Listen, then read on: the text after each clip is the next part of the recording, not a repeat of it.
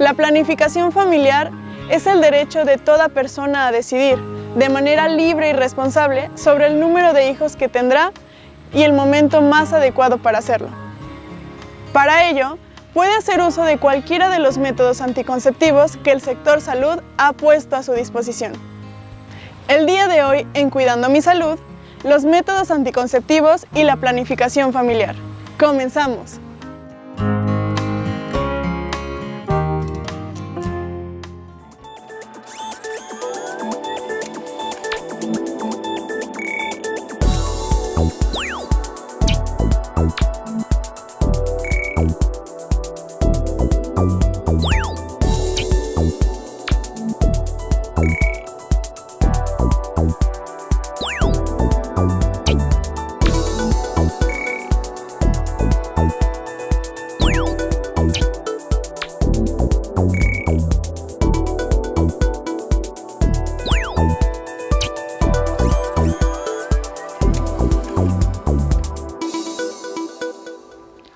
Bienvenidos de nuevo a este programa Cuidando mi Salud, que es un programa realizado desde la Universidad Autónoma de Aguascalientes en coordinación entre el Departamento de Radio y Televisión con el Centro de Ciencias de la Salud y además también algunos organismos, otros institutos que nos acompañan invitados relacionados con el tema justamente de la salud.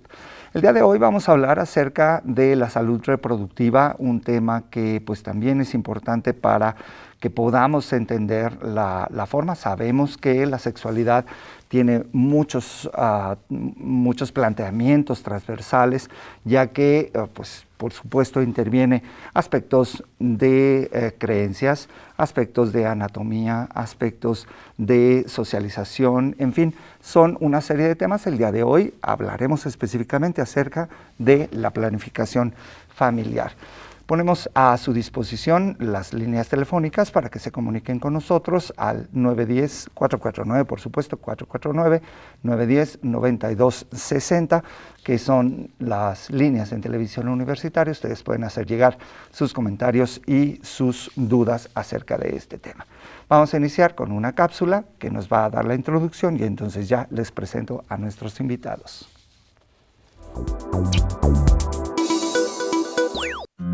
¿Qué es la planificación familiar? El programa de planificación familiar informa a los pacientes hombres y mujeres sobre los diferentes métodos anticonceptivos que pueden usar, con el objeto de concebir los hijos que deseen tener y controlar el tiempo entre cada embarazo. La planificación familiar también ofrece consejería sobre el control de natalidad a pacientes de alto riesgo, como mujeres que hayan pasado por cesárea, para que conozcan los riesgos de un nuevo embarazo.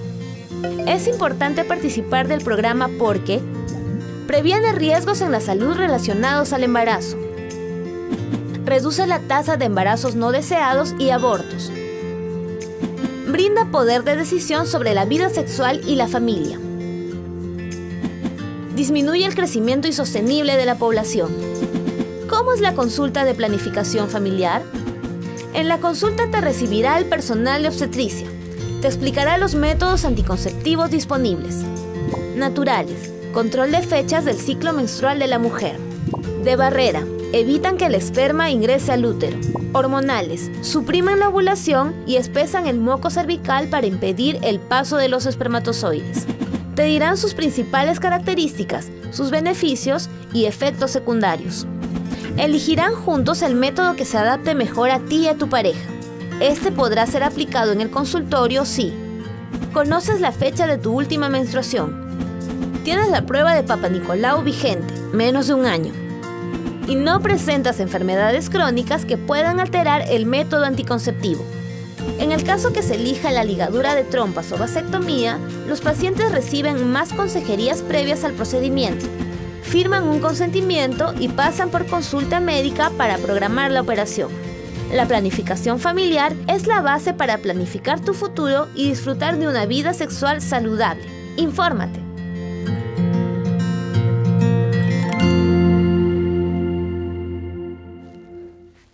La cápsula ya nos hablaba acerca de esta práctica de una sexualidad sana y también, por supuesto, responsable.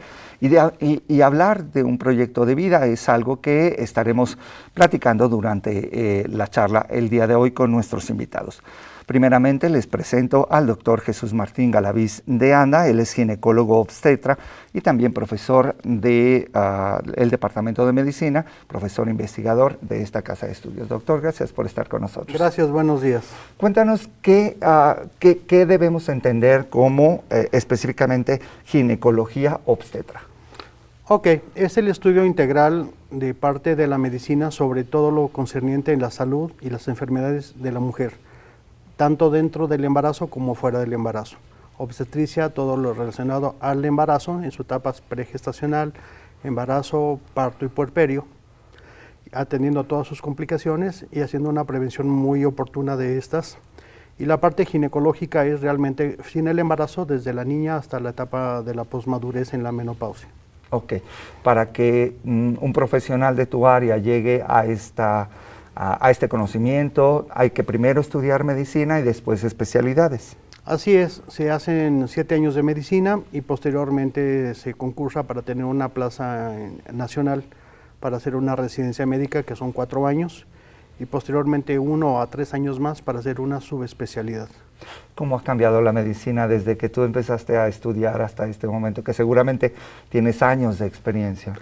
Sí, alrededor de 32 años ya de haber estado en las aulas, pero esto es una carrera continua sobre la educación médica continua, que son programas que nos fortalecen en la actualización, donde todos los médicos tenemos que tomar un campo y seguir al día de todos los conocimientos.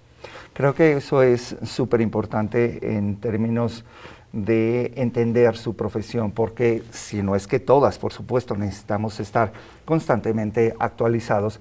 La medicina es uno de los campos de la ciencia que necesita también siempre estar en esa vanguardia del conocimiento y que los médicos siempre estén enterados de las novedades en términos científicos. Claro, pues al ser 7 años para ser licenciado en medicina, pues es una carrera bastante larga, cuando las demás en el centro de la salud son de 4 a 5 años. Claro, y además de mucha responsabilidad. Yo Sí, siempre no, lo diré, yo jamás podría al ser día a un día médico. la responsabilidad y la ciencia van muy de la mano, sí, claro. Bueno, pues bienvenido Muchas a nuestro gracias. programa, gracias por acompañarnos. También se encuentra con nosotros el doctor Cristian Luis Hernández Silva. Él es médico familiar a cargo del programa de vasectomía sin bisturí en el Centro de Salud de Pabellón de Artaga, que corresponde al Instituto de Servicios de Salud del Estado de Aguascalientes. Gracias, Cristian, por estar con nosotros. Gracias a ti por invitarme. Cuéntanos cuál es tu formación para también adentrarnos en el conocimiento de tu persona y tu participación el día de hoy. Ok, pues mi formación también fueron 7 años de medicina. Estos los estudié en lo que es en la Universidad Juárez del Estado de Durango. Y fueron 3 años también de la especialidad en medicina familiar. Estos los hizo aquí en Aguascalientes, avalados por esta institución. Y después de esto, en el 2016, me inicié a adiestrar en el programa de lo que es vasectomía sin bisturí en el Instituto Mexicano del Seguro Social. Y en el 2019 fui a la Ciudad de México a certificarme como tal, donde recibí ya los documentos para que me avalan en este tipo de procedimiento. Seguramente también una vocación de tu parte, porque se necesita tener no solamente este compromiso, sino además saber que está en riesgo una vida o que puedes salvar una vida. Así es, sobre todo en cuestión específicamente en vasectomía, pues hay que hacer una valoración previa también al paciente, porque a veces no todos los pacientes son candidatos, y hay que ver qué procedimientos se pueden realizar y en cuáles pacientes tampoco se puede realizar esto. Claro, porque además, bueno, ya entenderemos poco a poco lo que significa el procedimiento de la vasectomía con bisturí o sin bisturí, porque en algún momento se hizo de una y ahora se hace también de otra. Poco a poco iremos entendiendo estos términos. Lo que quiero señalar es que luego también debe ser una práctica muy específica, además del conocimiento, por supuesto, profundo del cuerpo humano, de la anatomía del varón en este caso, sino que además también debe ser pues muy consciente de las creencias, ¿no? O sea, a mí me llama mucho la atención que seas tú particularmente practicante en el Centro de Salud de Pabellón de Arteaga, que uno pensaría que probablemente las condiciones de creencias, de ideología en las personas de la periferia a las zonas urbanas podría ser un poco adversa a esta práctica. Sí, yo creo que ya ha cambiado bastante desde hace muchos años. Me acuerdo cuando era médico pasante, hablando de hace bastante tiempo, que para conseguir una vasectomía se batallaba horrores. Y ahora, a pesar de las creencias o de que piensan que a lo mejor son población rural, de todos modos ya están bien convencidos, están concientizados y van y se piden el procedimiento y por supuesto que se realiza. Claro. Y en ese aspecto, pues no, la verdad yo no he batallado. Sí ha habido mucha diferencia y mucho cambio ya actualmente. Doctor Martín, bueno, primero, gracias por acompañarnos, ya adentrándonos en el tema. Doctor Martín, seguramente tú recordarás, yo estaba haciendo algo de memoria, recuerdo que a finales del siglo pasado, ya lo podemos decir de esta forma, sí, yo escuchaba, yo seguramente estaba pues más o menos en edad infantil, escuchaba la frase, la familia pequeña vive mejor, que fue una campaña que se emprendió por parte de la CONAPO, la Comisión Nacional de Población, no, el Consejo Nacional de Población. Así es. Y bueno, ¿por qué en esta evolución ahora sí de la civilización a finales del siglo XX tuvimos que emprender esta campaña? Seguramente tú estabas enterado de ella. Sí, esto históricamente obedece a que en los años 70, en la presidencia de Luis Echeverría Álvarez, se vivió un fenómeno en México que en forma masiva se sobrepobló la Ciudad de México. Y entonces se empieza a crear una serie de cinturones urbanos alrededor de la ciudad, lo que formó la gran metrópolis, con zonas conurbanas, y con todos los problemas que esto llevó, donde el campo se empieza a despoblar y se sobrepobla las grandes ciudades, que fue Monterrey, Guadalajara y la Ciudad de México. Entonces, al mismo tiempo viene una sobrepoblación, un crecimiento demográfico muy fuerte. Y esto lleva a que desde las políticas públicas se tiene que crear esto. Entonces se crean en forma masiva los programas de planificación familiar, que así fueron llamados, y es un término pues, que ya tiene prácticamente 70 años. Y ya está en desuso hablar de planificación familiar, ahora hablamos de salud reproductiva, en el sentido de que no solamente es planificar una familia, porque en sentido estricto planificar una familia implicaría el gasto, ingresos, egresos, número de hijos, las vacaciones, las actividades familiares. Entonces, ya no está hablando, cuando hablamos de planificación familiar, no estamos hablando de métodos anticonceptivos, que es lo que en un inicio era método anticonceptivo igual a planificación familiar. Ahora se usa mucho el término, tú me corriges, Cristian, de que se habla de salud reproductiva. Así es. Donde a partir del 2004, ahora sí, bienvenidos al siglo XXI, la reunión del Cairo hace que los métodos anticonceptivos, entre otros, se convierten a un derecho humano más, aparte de la libertad de expresión, de la libertad de tránsito, de la igualdad y la protección legal y civil que establecen todos los países. El derecho humano de tener la capacidad de elegir un método anticonceptivo, de tener una vida libre de cáncer y una actividad sexual libre, no forzada, libremente elegida, y asumir una sexualidad sana en un contexto que te mantenga libre de enfermedades de transmisión sexual. Entonces, si te das cuenta, es un abanico que se hizo ya muy amplio. Los métodos anticonceptivos es parte de este abanico, que es el tema que estamos hablando hoy. Entonces, desechamos planificación familiar para hablar entonces de salud reproductiva y específicamente métodos anticonceptivos. La percepción del siglo pasado a siglo presente es que ya se ve como una necesidad, ya no se ve como una cuestión política donde se incentivaba a las parejas, a los matrimonios a usar. Pero ¿qué pasaba? ¿Fuera del matrimonio no hay reproducción? Pues claro que sí. Y luego se volteó la mirada a ver a los adolescentes. ¿Tú lo recuerdas, Cristian, cómo las campañas ahora se enfocaron fuertemente en atender a los adolescentes porque estaban teniendo un inicio de vida sexual, pero sin protección anticonceptiva, porque la campaña de planificación era hacia la familia y no hacia los adolescentes. Entonces, se crea una tecnología nueva de métodos anticonceptivos especial para adolescentes que difiere en mucho lo que se debe usar para hombres y mujeres de menos de 18 años a hombres adultos y mujeres adultas de 18 a 35 o 50 años de edad.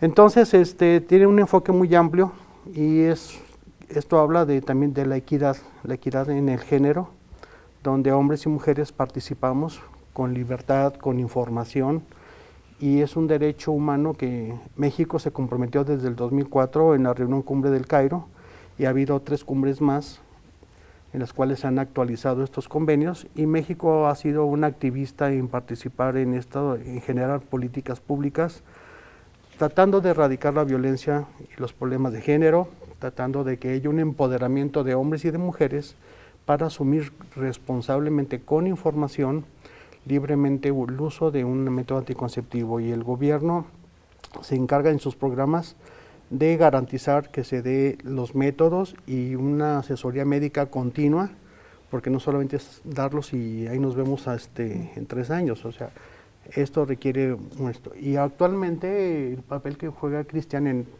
los métodos quirúrgicos, donde ahora son los varones quienes ya estamos asumiendo más el papel, empoderarnos también en la responsabilidad, cuando ya se dice ya no más hijos, entonces un método definitivo que ya nos hablará Cristian. Claro. Pero esto habla de que sí hay un gran interés de no solamente son las mujeres las que cargan con la responsabilidad de los anticonceptivos, sino también hombres y mujeres participamos por igual, pero esto pues requiere una asesoría médica que ya nos platicarán.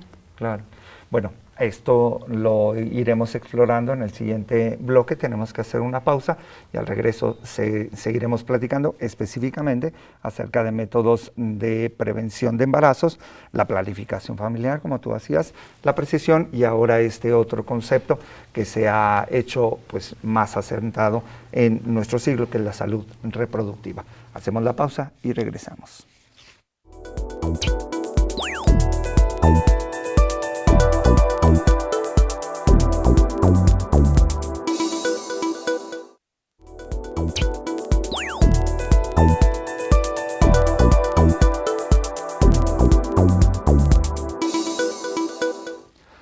Hoy en Cuidando mi Salud estamos platicando acerca de la salud reproductiva y específicamente sobre los métodos anticonceptivos.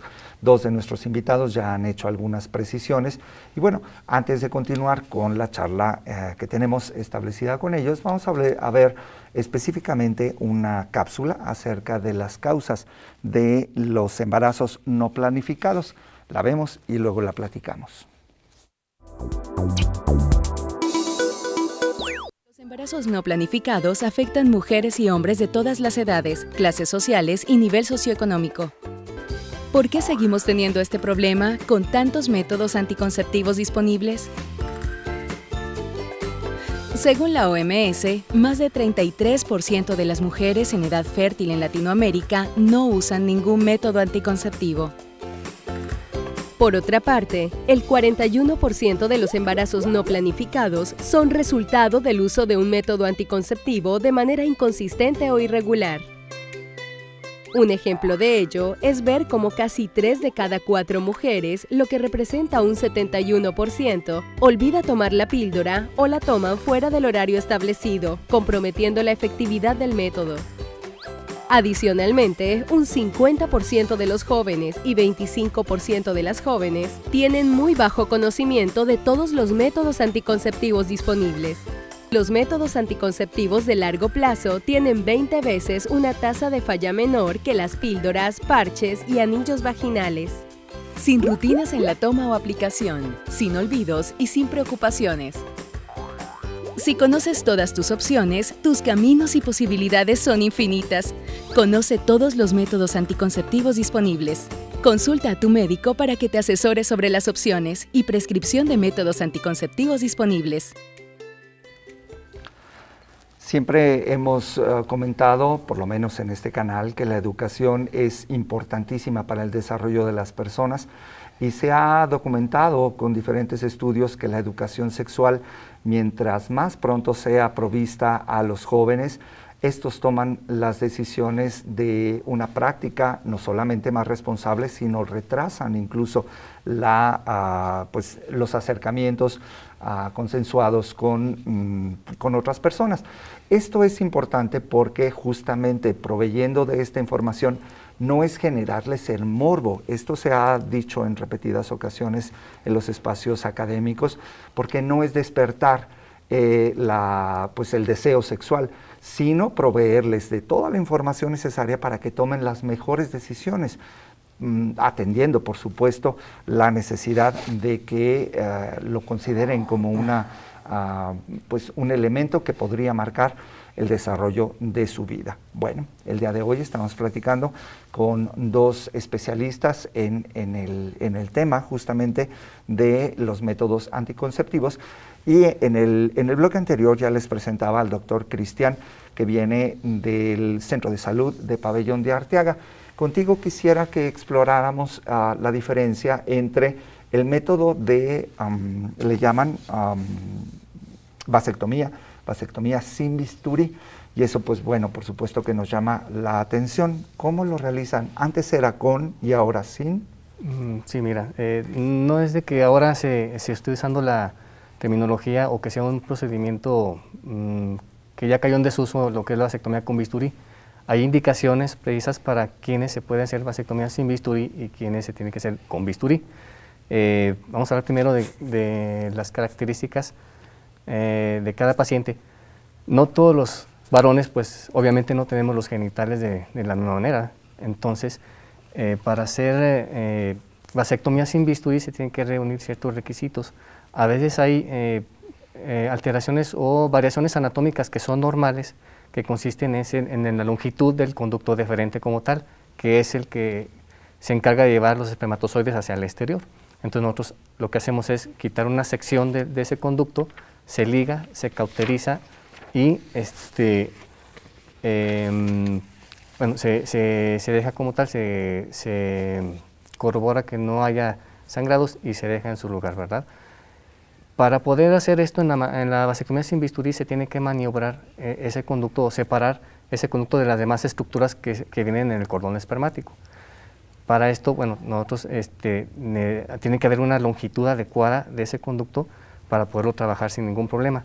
Hay pacientes que tienen ese conducto muy cortito y el espacio que nos queda entre el testículo y la ingle casi que es nulo, no se puede maniobrar, ese conducto pues no se va a poder ni siquiera localizar y tampoco va a alcanzar a salir por la incisión que se hace desde donde está hasta donde está la incisión. Entonces pues mejor se opta por hacer una vasectomía con bisturí.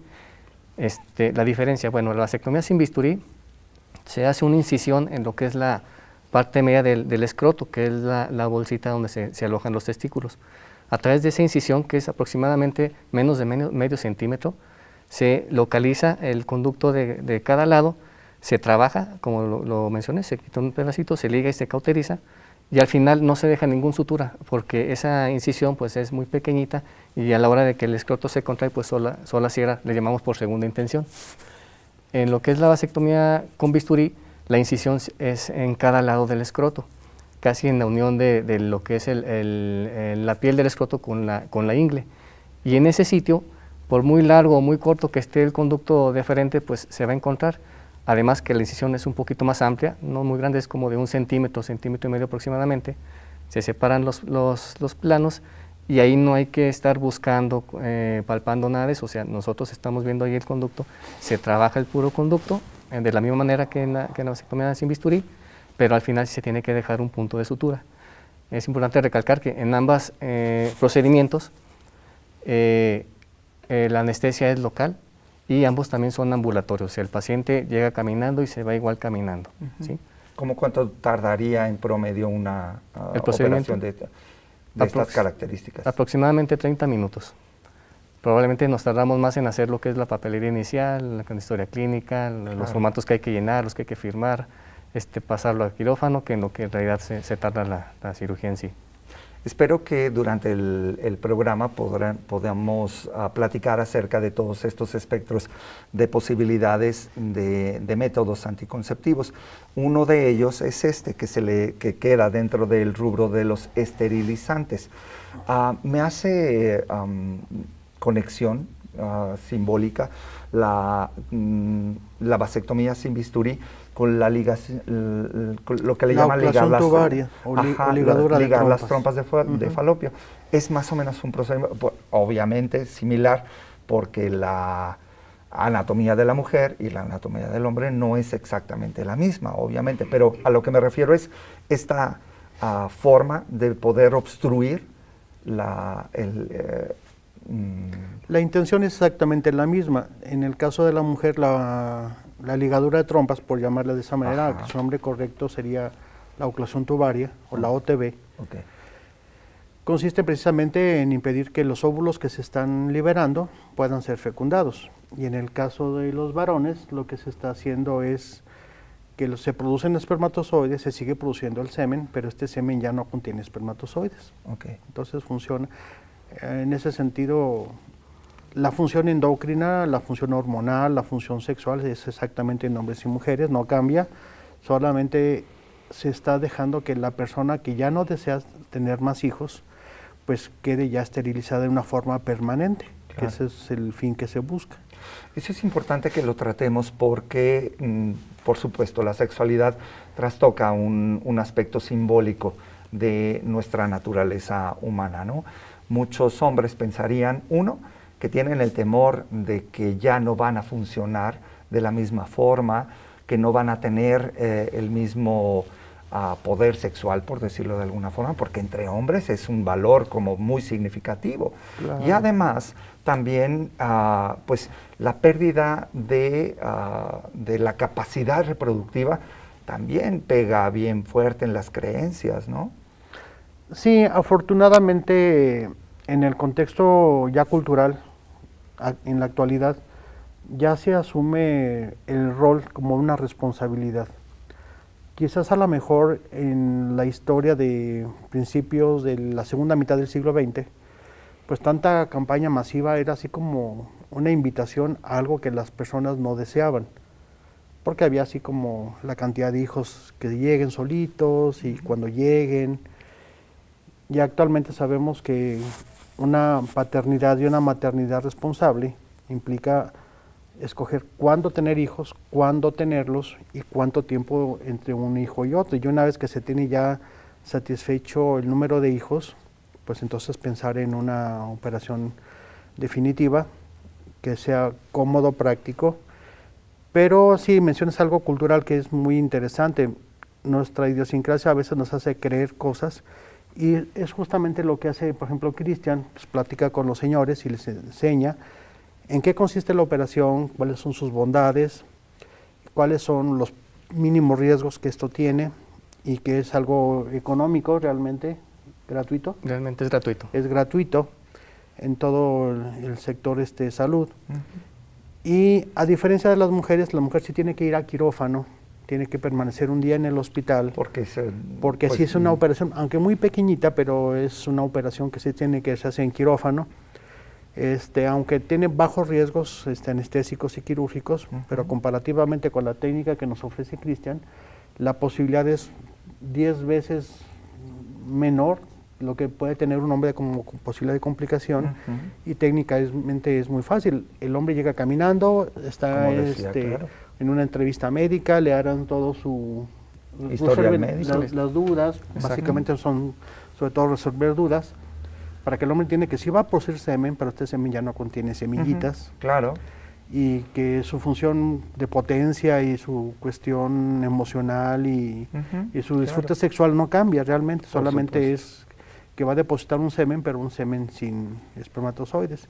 Lo mismo le decimos a las mujeres, no van a quedar ni huecas, ni vacías, y tratamos de resolver... Y no dejan de ser mujeres. No dejan de ser mujeres y hormonalmente igual, y no se van a hacer ni menopáusicas, ni el carácter, ni les va a dar cáncer, porque son algunos tabúes que sí heredamos del siglo pasado, Pero no, ahora afortunadamente la cuestión cultural es de empoderamiento, de tener más adquisición de beneficios, y esto ha hecho una labor muy interesante del grupo de las feministas que han ganado terreno en decir, no solamente es que lo necesitamos, es que lo convierten a un derecho, y también de los hombres también decimos es que también nosotros participamos de una forma voluntaria, compartida en las formas de pareja. Claro. Muy bien. Bueno, hay un tema que nos falta de explorar en este aspecto de la vasectomía y la ligación de trompas, que tiene que ver con la efectividad. Y eso lo vamos a ver en el siguiente bloque. Vamos a la pausa y volvemos.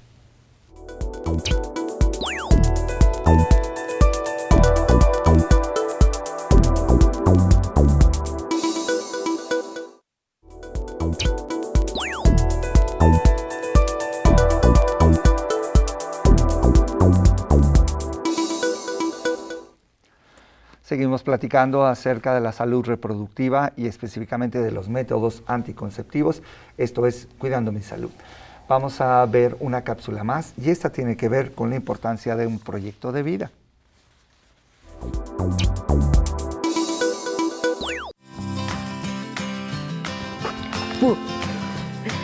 Órales, qué padres fotos. ¿Quiénes son? Son fotos de mis papás, de cuando eran novios y también de cuando se casaron. Oh, qué padres están, pero se casaron muy chicos, ¿no? Pues sí, mi mamá está embarazada de mi hermano y se casaron y ya no pudieron seguir estudiando. Qué mala onda. Los papás de Ana no tuvieron la oportunidad de elaborar su proyecto de vida. Tampoco contaron con información sobre la importancia de la salud sexual y cómo protegerse para evitar un embarazo. Tener un proyecto de vida no solo es soñar el futuro, es plantearse metas a corto, mediano y largo plazo y determinar las acciones necesarias para lograrlas, tomando en cuenta tus características personales. Una pregunta fundamental es: ¿qué debo saber y qué debo hacer para lograr mis metas? ¿Cómo incluyo lo relacionado con mi sexualidad? Actualmente tienes herramientas con las que puedes elaborar tu proyecto de vida, a partir de uno de los aspectos más importantes de tu identidad: el autoconocimiento y la información sobre tu sexualidad. Las relaciones afectivas y de pareja tienen un papel muy importante en la etapa de la vida en la que te encuentras. Y con ello, también el deseo sexual y las relaciones sexuales. La reflexión que hagas sobre tener relaciones sexuales o no, o bien, tenerlas con protección, te ayudará a tomar las decisiones correctas hacia el cuidado de tu salud sexual. Incluye en tu proyecto de vida tus propósitos al respecto. Mis metas. A corto plazo, terminar con buenos resultados la secundaria. ¿Tener relaciones sexuales? Todavía no. A mediano plazo, estudiar el bachillerato y tener relaciones sexuales protegidas. A largo plazo, estudiar una carrera, encontrar un trabajo y, si las situaciones personales, económicas y de pareja son favorables, tener hijos. Para construir un proyecto de vida en donde uno de sus ejes sea la salud sexual, es importante conocer su significado. La salud sexual se define como un estado de bienestar físico, mental y social con relación a la sexualidad. Requiere un enfoque positivo y respetuoso a la sexualidad y las relaciones sexuales, así como la posibilidad de tener experiencias sexuales placenteras y seguras, libres de toda coacción, discriminación y violencia. Para que la salud sexual se logre y se mantenga, los derechos sexuales de todas las personas deben ser respetados, protegidos y ejercidos a plenitud. En tu proyecto de vida, expresa cómo puedes cuidar tu salud física con relación a la sexualidad, principalmente evitar un embarazo no deseado o contraer alguna infección de transmisión sexual. También incluye la salud mental, que implica el respeto hacia las personas con las que te relacionas, así como exigir respeto hacia ti mismo y nunca permitir que te lastimen o discriminen. Si decides tener relaciones sexuales, que sea por voluntad propia, sin permitir presiones ni faltas de respeto y con la debida protección, para evitar un embarazo no deseado y una infección de transmisión sexual. Así podrás disfrutar y vivir sanamente tu sexualidad. Ah, y algo muy importante, tú también debes respetar y responder positivamente al cuidado de la salud sexual de las personas con quienes te relacionas. Algo que tienes que tomar en cuenta es que los derechos sexuales de los demás deben ser respetados y protegidos al igual que los tuyos. Hay gente que piensa de manera distinta a nosotros. La aceptación y la tolerancia hacia las diferencias contribuyen a la salud emocional. Uno de los grandes problemas de salud pública en nuestro país es el embarazo adolescente. La mayoría de ellas abandona sus estudios y ve limitado su desarrollo económico y social. Lo mismo sucede con los chicos que asumen su paternidad. Sin embargo, esta es una situación que puede preverse y evitarse. ¿Entonces ya no estudiaron? Ahora los dos están en la noche en la secundaria. Mi papá dice que nunca es tarde. ¡Qué padre! Sí, yo les ayudo a veces. Además, les comparto lo que estamos aprendiendo sobre sexualidad. Yo creo que a cualquier edad puedes lograr lo que quieras. Pero yo, por lo pronto, prefiero acabar la secundaria y luego estudiar para ser enfermero. Acuérdate. Tú ya tienes todo planeado, ¿verdad? ¿A poco tú no? Claro, voy a ser ingeniera, trabajar y cuando sea grande quiero tener un hijo. ¿Y ustedes ya tienen su proyecto de vida?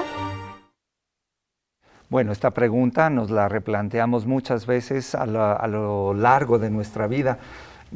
Pues obviamente el proyecto de vida no es un camino lineal, tiene pues ahí también sus curvaturas, a veces los proyectos cambian y bueno, por supuesto considerar que una vida más, un hijo, una hija, pues que dependen de nosotros, pues obviamente esto tiene un impacto en la vida de las personas. Bueno, el día de hoy estamos platicando con dos médicos especialistas en tratamientos específicamente para la anticoncepción y ya platicábamos acerca de la vasectomía y la ligadura de trompas, que son dos métodos que les llaman definitivos. Y esto es importante porque la gente se pregunta también, o nos preguntamos en general, específicamente tú en el área de la vasectomía, seguramente los hombres que llegan contigo hablan acerca de la efectividad. ¿Qué tan efectivo es que llegará a un punto en el que ya no tienen la capacidad reproductiva? Mira, en medicina nada es cuadrado y de hecho ninguno de los métodos anticonceptivos, ya sea para mujeres o para varones, son 100% efectivos. Pero hablando específicamente de la vasectomía, tiene una efectividad de entre el 98 y el 99%, o sea, muy cercano al 100%. Bien hecha y ya después del periodo que debe pasar entre que se realiza la cirugía y cuando ya debe de salir negativo el estudio que se llama espermatobioscopía, pues ya saliendo negativo eso prácticamente el varón ya no es fértil. Claro. Hablando de un comparativo con otros métodos anticonceptivos, ¿cuál sería el que menos, estadísticamente hablando? De menos efectividad. Ajá. Ay, es una navaja que tiene doble filo. Pero responder es seguramente el preservativo masculino. ¿Por qué? Porque requiere de un gran adiestramiento por parte del asesor que provee el método hacia los varones. Y requiere un compromiso de los usuarios, de los señores, para que siempre lo utilicen. Porque pueden usarlo siempre, pero una vez que no lo usen, en esa vez puede perder la efectividad del método. Claro. Bien adiestrados, bien llevados a cabo, checando bien los controles de calidad de los preservativos masculinos, tiene una efectividad muy cercana del 96%, lo cual es bueno. Claro. Cuando no se usa en forma constante, bien llevada, entonces esto baja un 60%, lo cual estamos teniendo entonces un 40% de desprotección. Claro que va a tener una gran ventaja el uso del preservativo, que evita muchas infecciones de transmisión sexual, que es el único método que previene el VIH, el virus de papiloma humano. Entonces, pues tiene sus bondades, pero obviamente que requiere que quienes estamos proveyendo a estos hombres de métodos anticonceptivos, estarlos asesorando, capacitando y retroalimentando si no están entendiendo bien el uso correcto del preservativo. El preservativo femenino tiene más efectividad. No sé si la parte cultural de las mujeres es como más asertiva en un momento dado, donde ahora las mujeres están más empoderadas y dice, bueno, si el hombre no lo quiere usar, pues yo sí me voy a colocar mi preservativo femenino y bien adiestradas, y cuando uno les pregunta, a ver, si me entendiste bien, a ver, repite los movimientos, y vemos que sí están entendiendo bien el proceso, pues son buenas usuarias y tienen una efectividad del 97 al 98, que es superior al del hombre. Entonces, pues eso nos mejora, y también tiene esa bondad también el preservativo femenino, que evita muchas infecciones de transmisión sexual, protege mucho a los hombres y a las mujeres, y de hecho es el apoyo para cuando son parejas serodiscordantes, hablando de VIH, donde uno es positivo y el otro no.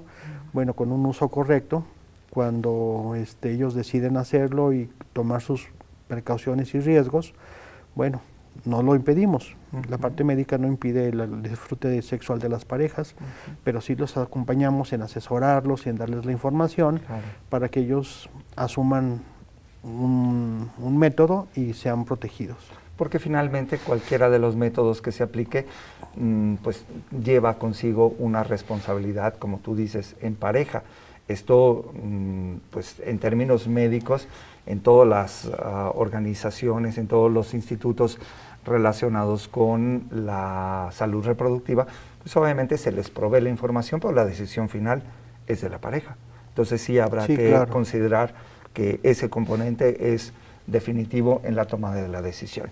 Vamos a hacer una pausa y al regreso venimos a nuestro cuarto y último bloque, en el que hablaremos acerca ya de las conclusiones relacionadas con el tema que estamos tratando el día de hoy, los anticonceptivos.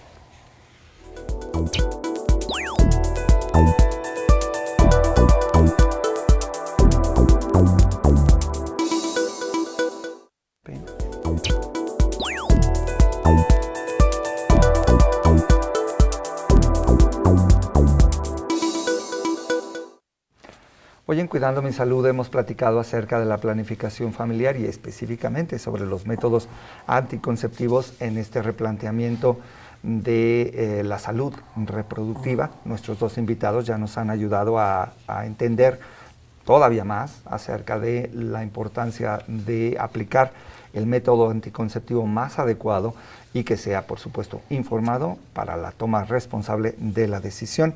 Hemos estado platicando acerca de algunos de los métodos definitivos y no definitivos, que así los hemos dividido en parte. Hay otros métodos que también son muy populares. De hecho, la creación de la pastilla anticonceptiva podemos decir que es de un mexicano, según entiendo. Sí, claro.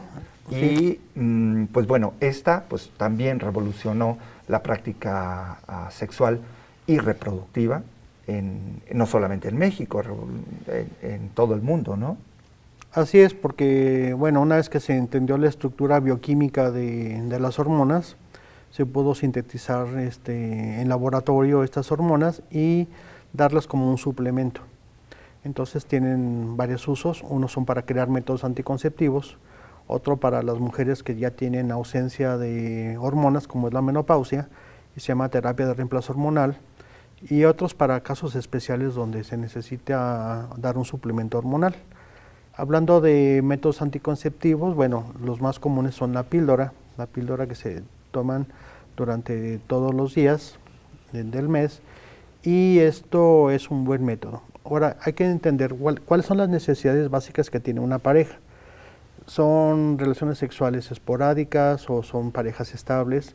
Entonces tienen que ser valorados en el consultorio qué es lo que necesitan estas personas.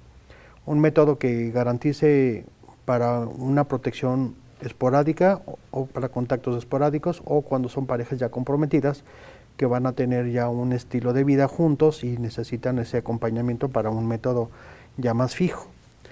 Y otra es saber si es esto antes de no tener un solo embarazo, o cuando ya se tiene un embarazo y se desea espaciar el nacimiento del siguiente embarazo. Y finalmente, cuando ya se tiene la paternidad y la maternidad satisfecha, no se desean más, entonces ya pensaremos en los métodos definitivos. Claro.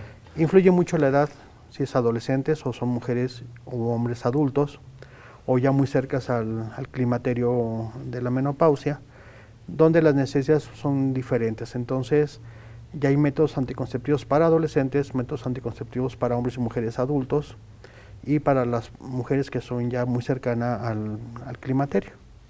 La pastilla, bueno, por supuesto estamos en contra de cualquier tipo de automedicación.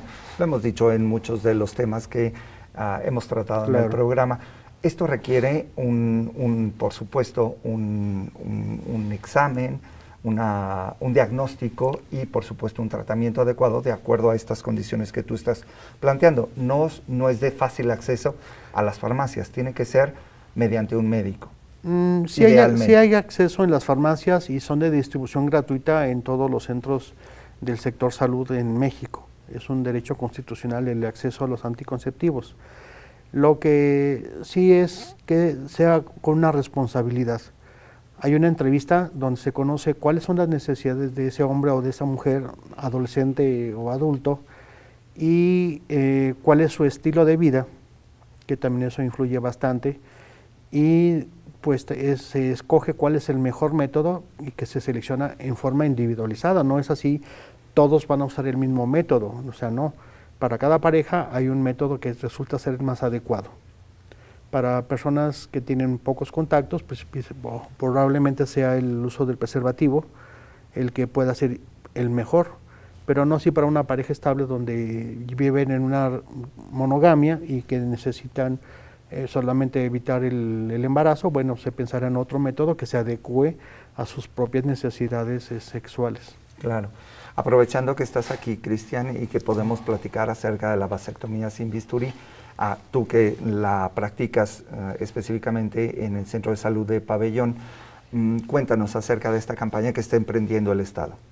Sí, mira, de hecho este mes va a haber jornadas de vasectomía, o sea, conmemorando lo que es el Día Mundial de la Vasectomía. Entonces va a ser la última semana de noviembre y va a haber dos lugares para hacerla. Vamos a estar en el Centro de Salud de Pabellón de Arteaga. Aquí serían nada más sábado y domingo. Ahí pueden hablar por teléfono al Centro de Salud, sacar la cita a distancia y ya nada más ir a la entrevista. Si el paciente se valora y si es apto, se realiza el procedimiento en ese mismo momento.